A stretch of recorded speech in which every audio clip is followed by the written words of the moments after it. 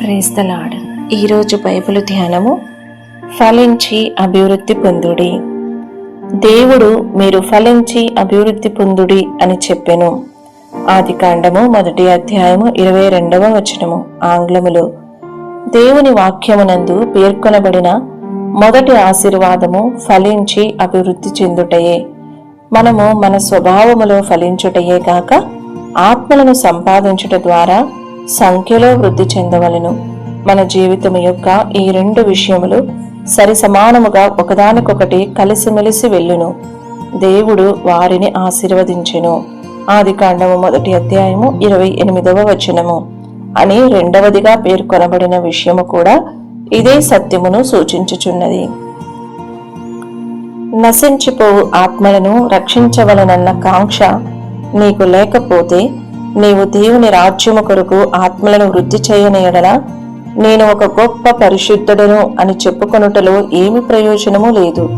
అంతేకాక నీవు ఆత్మలను సంపాదించినను సరే నీవు దైవిక స్వభావములలో ఫలవంతముగా లేని యెడల లాభమేమీయూ లేదు.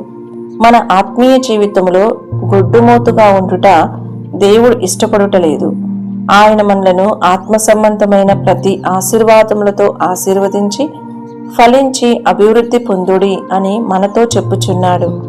మనము ఆత్మఫలమైన ప్రేమ, సంతోషము, సమాధానము, దీర్ఘశాంతము, దయాళుత్వము, మంచితనము, విశ్వాసము, సాత్వికము, ఆశానిగ్రహము అను వాటితో నింపబడి ఇతరులు కూడా ఈ దైవిక స్వభావములలో ఎదుగుటకు సహాయము చేయుదుము కాక.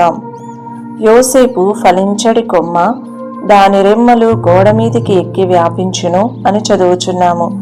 ఆకలి కొనిన మరియు మన చుట్టూనున్న ఆకలి కొనిన వారిని పోషించుటకు మన యొక్క కొమ్మలు గోడపైన వ్యాపింపవలెను.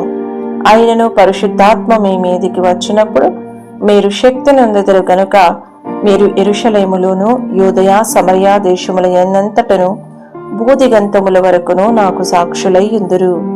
అపోస్తుల కార్యములు 1వ అధ్యాయము 8వ వచనము.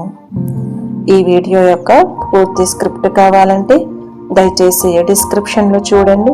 ఈ వీడియో ఆంగ్లము మరియు హిందీ భాషలలో కావాలంటే ఛానల్ను సబ్స్క్రైబ్ చేయండి మరియు వీడియోలను క్రమంగా అనుసరించండి. Praise the lord.